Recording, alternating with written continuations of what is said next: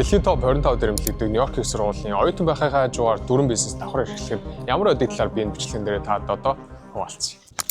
За та контекст хуваалцнаа.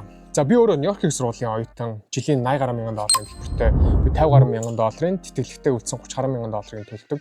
За түүнийхээ хажуугаар би дүрэн бизнес эрхлээд явуулдаг. За энэ дүрэн бизнесүүдээ ерөнхийдөө эхлүүлээд явхад маш хэмжээний цаг шаарддаг 10 гаруй ажилчдтай. За тэгээд бодоод үзэнгүүт ихтэй сургуулийн оюутан ялангуяа топ сургуулийн оюутан байна гэдэг чинь хуулна, аргална гэсэн юм байхгүй учраас яалтч заавал хичээл аягүй сайн хийх шаардлагатай болж байна. За бүтэн цагийн ажил. За тэнгуүтээ дүрэн бизнесүүд байгаа. Энэ дүрэн бизнесүүдийг чи хийхэд өөрөө тус бүртээ нэг бизнес дээр нэг хүн ажилчтай явуулдаг юмнуудыг би бүгдийг нь болгож амжуулаад байна. Зөвхөн богинохоо би та одоо аргууд хуваалцахаас өмнө ямар бизнесүүд эрхлээд байгаа юм бэ гэдгийг богинохоо тайлбарлаад өгч. Эхнийх нь би 7 гаруй онлайн dropshipping store явуулж байна. Олон ажилчтай учраас тэрийг аягүй сайн явуулж болоод байна. За тэрний дараагаар Broke Empire гэдэг би хувцсны брэнд. Та тийшээ ороод харж болно. NBA merch store дээр ажиллаж байсан хүмүүстэй би хамтраад дараагийнхаа drop дээр ажиллаж байгаа одоогоор дараагийн контент юм. Ингээ контент хийж юм уу? Энэ өөрөө бүтэн цагийн ажил. Би контент хийдэг хүмүүс ч мэдчихэв. Нөгөөх нь болохоор би мөн дээрээс нь e-com dropshipping-ийг яаж хийх сонирхолтой гэсэн хүмүүс ч гэсэн зааж өгөө тэгээд явдаг гэсэн. За эдгээр ийм олон зүйлсүүдийг яг би яаж амжуулаад байгаа юм бэ гэдгийг та бүхэн богинохоо хуваалцъя гэсэн үг. Эднэр дээр миний яг ашигладаг хамгийн чухал 4 арга байна. Би таад энэ 4 арга одоо энэ бичлэгээрээ хуваалцъя. За эхнийх нь та хийж байгаа зүйлсүүдээ үр дүнгээр нь хэмжих хэрэгтэй. Ерөөсөө хэр олон юм хийгээд байгаа даа биш. Айгүй олон хүмүүс гэрээ цэвэрлэн, гарч хоолныхоо юмнуудыг аавна, шопинг хийн, энэ төр гээл. Тэд нар ч олон юмнууд хийгээл байгаа болохоос биш яг үр дүн ROI буюу return on investment. Яг чи тэр цагаа өөр юм дээр зарцуулсан бол тэрнийх нь үр дүн хэр илүү байх байсан бол гэдгийг бодж үзээд үр дүн дээрээ төвлөрөх хэрэгтэй. Хэр олон юм хийж байгаа биш. За энэ дээр би өөрийнхөө богинохон ашигладаг арга та аягүй сайн хуваалцахад та өглөө босоод эсвэл унтахаасаа өмнө маргааш хийх ёстой зүйлийнхаа 10 листийг гарга. 10 хүрэхгүй жол магадгүй 8 6 байж болно. Тэн дээрээсээ тэгвэл хамгийн чухал би маргааш хэрвээ хотоосоо би оройдоо гарах гэжсэн бол миний хамгийн чухал хийх ёстой ажил юу вэ гэдгийг нь барьж аваад хамгийн хэцүү, хамгийн чухал, үр дүн хамгийн өндөр байх ёстой ажлаа нэгтэн тавь. За тэгээд ирэмтлээ 1 2 3 гээд 4 5 явчих. Тэн дээрээсээ чи харж агаад хамгийн хэцүү ажлаасаа маргааш өглөө босоод шууд тэн дээрээс эхэлнэ. Айгүй олон хүмүүс хэрэгтэй хэрэггүйнүүд хийж явсаар хагаад хэцүү ажил руу оронгууд талдын энерги нь буураад тэгээд үр дүн байхгүй. За ямар ч юм би 4 5 юм хийсэн чинь гайгүй болчлоо гэл тэгэл үр дүн гарсан юм байхгүй. Амьдрал нь нэг чигийн хөвөндөө тэгэл явчихдаг.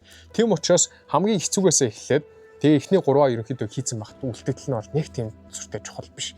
Эхний 3 чиний амьдралыг өөрчлөх зүйл байх ёстой учраас тэр листээ гаргаад явуулах нь аягүй чухал гэсэн үг шүү. За тэгвэл хэдүүлээ. Хоёрт харгалуугаар цагаа яаж хуваарлах вэ тийм үү? За энэ дээр би таад цагийн гурвалжиг арга гэж хэлмээр. Би яат юм бэ гэхээр 4 4 4 заримдаа 4 2 2 4 3 2 иймэрхүү байдлаар хувааж явдаг. За эхнийх нь 4 цаг бол хизээч өөрчлөгдөхгүй. Юу вэ гэхээр чи өглөөрт босоод хийх ёстой хамгийн чухал зүйлсүүдээ утсаа do not disturb гэдэг модон дээр нь тавьж хагаад хол тавиад зөвхөн лаптопн дээр эсвэл ном дээр ажиллах ёстой бол ном дээр ажиллаад бүх зүйлсүүдээ guess хийж дуусгах нь маш чухал. Яагаад юм бэ гэхээр чи 4 цагийн хугацаанд утсаа өөрөөсөө хол тавиад тэгээд зөвхөн гол юм дээрээ ажиллаа суухад чи ямар хэмжээний юмнуудыг амжуулдаг гэж бодож байна. Тэгэхгүй ихэнх хүмүүс болохоор 30 минутын хичээл за нэг утсаа айлтаар чи хүмүүс юм биччихв. Тэгэл нэг мэдхэд хэдэн цаг өнгөрцөн. Ямар ч үр дүнгүй. Тэрний оронд уцаа өөрөөсөө хол тавьчих. Хэрвээ мессеж шалгах хэрэгтэй бол компьютероор шалгачих. Асуудалгүй шүү дээ. Тиймэрхүү байдлаар яваад эхнийхээ 4 цагийн өнгөрөөж за тэрийг дуусгасан баг чи бүр ямар хэмжээний ажлыг амжуулаад дуусгах гэж бодож. За тэгвэл дараачих юм. Чи өөрийнхөө цаг дээр дэлгуурлан тийм үү? Би өөрөө болохоор дараагийнх нь 4 юм уу 2 цагийг хичээл дээрээ төвлөрөө гэрийн даалгавар хичээл дээрээ хийх ёстой юмнуудаа тэрэн дээр аягүй сайн төвлөрөөд явдаг. За энэ дээр нэг чухал юм болохоор ChatGPT, Claude гэх мэтлэн AI app-ууд байдаг. Энэ дээр чи Pro Plus юу л тэрийг нь төлөөд явуучвал аягүй зүгээр. Яагаад юм бэ гэхээр надад AI хэмэл оюухан байгаа учраас би тэр 2 3 цагийн хугацаанд хичээлээ бүр тултал нь амар сайн хийгээд үр дүнгийг гаргаад 2 3 цагийн дотор аягүй сайн юмудаа хийчихдэг гэсэн. Тэгээ хичээл болчихж байгаа асуудалгүй. За тэгэж 2 цаг өнгөрлөө. Тэрний дараачийн үлдсэн 4 цаг нь юу болох вэ гэхээр контентын creative ажлууд явна, шинээр юм сурах зүйлсүүд явна. Яагаад юм бэ гэхээр чи шинээр юм сурахгүй урталтаа хийх ёстой юмудаа хийгээл тэгэл яваад байвал чи нэг мэтгэл хоцрогдоод үлднэ л гэсэн. Би ч гэсэн өөрийгөө тийм юм мэдж байгаа учраас байнгын сурч яадаг, юу болоод байна, юу болохгүй байна гэдгийг байнгын мэдэрч явдаг. Тэгжээж чи тренд дагаж явахаас илүү бүр урд нь явах боломжтой гэсэн үг. Ийм байдлаар чи цагаа зөв хуваарлаад үр дүнтэйгээр эхний аргаа бодоод энэ байдлаар ажилласан баг чиний ажил Мөн дээрээс нь амьдрал чинь бүр 1 жил байтугай 6 сар хэдхэн сарын дотор бүр маш хэмжээгээр өөрчлөгдөх боломжтой гэсэн.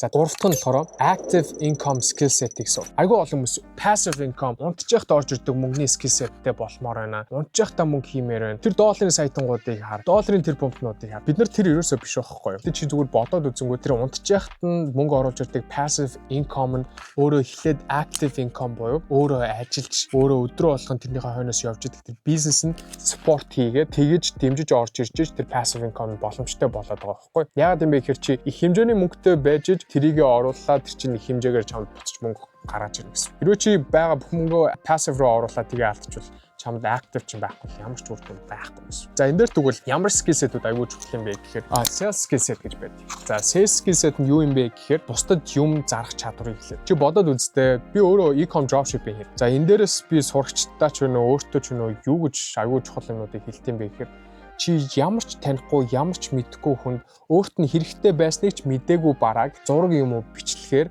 өөрөө тэр skill set-ээ сайжруулж харуулад тэр хүнийг авмаар санагтал нь чи маркетинг хийгээд зарах чадвараа сайжирч ингээд бодоод үзтээ ямар хэмжээний чадвар вэ? Энийг чи хийж чадсан байх хизээж хоолгүй мөнгөгүй байна гэж бол хизээж байхгүй. За энэ дээр маш олон онлайн бизнес мэдээлэлүүд байдаг тийм үү? Trading, e-com dropshipping, агентлаг, editing энэ төр гэл. Айгүй олон юмнууд байна. Би энэ дээрээс хэрвээ чи нэг бизнес мэдээлэл барьж аваад явбал тэрэн дээрээ нэг дор хаяж 6-аас 1 жилийн хугацаанд яг локин хийгээд бариад аваарай. Ягаад юм бэ гэхээр хоёр туулаа хөөсөн хүн айлчгүй оцсон гэдэг үлдээ. Яг тэрнтэй адилхан. Тэгэхээр тэрийг бодоод нэг бизнес мэдээлэл барьж аваад тэгээ. Би өөрийнхөө хувьд e-com dropshipping хийдэг учраас e-com dropshipping бол маш гоё бизнес мэдээлэл. Чи онлайнаар маш олон бизнес skill set-үүдийг сурж байгаас гадна чи томроод ирэхээр ажиллаж тавч гэдэг чи өөрийнхөө амьдралыг өөрчлөхөөс гадна бус хүмүүс ч гэсэн сайн юм хийгээд тэгээ явж байгаа гэсэн. Тэгэхээр чи ямар бизнес хиймээр вэ? Тэрийг өөрөө бодоод барьж аваад тэрэн дээрээ лок нэгээд тэгээ явах аягүй чухал. За тэгвэл хамгийн сүүлийнх нь болохоор дээд хүчин гэж зүйл байгаа. Ялангуяа залуу бол би өөрөө 21 22 хүртэл бурхан гэж байдаггүй, шийдлэх ухаанаар батлагтаагүй гэх тийм хөвгт байж байгаад миний амьдралыг өөрчилсөн тодорхой хэмжээний зүйлсүүд бол болсон. Тэгээ тэрнээс хойш илүү даруй ухаалаг тийм болж хувирсан гэх юм уу те. Яагаад юм бэ гэхээр та бурхан байдаг гэдэгт итгэж болно, итгэхгүй байж болно. Би өөрийнхөө хувьд би бол итгэдэг. Яагаад юм бэ гэхээр чи одоо хичээл чинь байхгүй байлаа тийм. Чи дүнгийн хойноос юм хийгээд байгаа. Тэгвэл дүн байхгүй боллоо. Чи яг ажиллаа хийж илаа. Үр дүнгээ гаргахад бодоод үз. Бурхан чамайг яг одоо энд хараа сууж байгаа юм яах вэ? Яг чиний хажууд бурхан чамайг хараад байж. Чамд бурхан өөрийнхөө бэлгшээл ивэлээс өгөхөд билээ. Хэрвээ энэ хүүхд хичээчвэл би энэ хүүхд өөрийнхөө ивэлийг хангалттай үгүй энэ хүүхд хүснээр амьдрах боломжтой. Тэгээ энэ хүүхд би ингэн тэгнэ гэж мотивац аваад нөгөө онгот нь орж ирээд тэгээл жоохоо хийчихэл болчдөг. Ерөөсөө тууштай юм байхгүй. Тийм учраас бурхан магадгүй хангалттай хийвэл байгаад идэг ихэнх хүмүүс нь хийж байгаа юм байхгүй. Тэгж явснаас болоод үр дүн гарахгүй байд юм шиг санагдсан. Миний хувьд миний яг хажууд бурхан магадгүй дээд хүчин намайг байнгын харж идэг, намайг ивэж идэг гэж би итгэдэг учраас би хинч харахгүй байсан ч гэсэн өөрөө ажиллаа маш сайн хийгээд явдаг. Тэр нь ч надад айгүй гоё үр дүн харуулт юм шиг санагддаг. Тийм учраас таад маань юу ч болж байсан дээд хүчин гэдгийг итгээд итгэхгүй байсан ч удаа яах. Шинэ сонголт. Гэхдээ даруухан байж бус хүмүүст буцааж өгч, бус хүмүүсийг хайрлж, тэгж явдаг, бус хүмүүсийг хейтэлдэг, comment section дээр нь орж ирээд хин тэр гэж ярьдаг, өөрийнх нь амьдралд юу ч болохгүй бүтггүй бус хүмүүсийг л буруутгадаг. Тэр олон ботнууд шиг битээ бас салгичлээ. За тэгээд таад маань энэ аргыг ашиглаад амьдрал өөрчлөлтгүй гэдэг яах. За тэгээд таад тэгээ дараагийн бичлэгээр уулзцгаая. Now see you guys later. Peace out.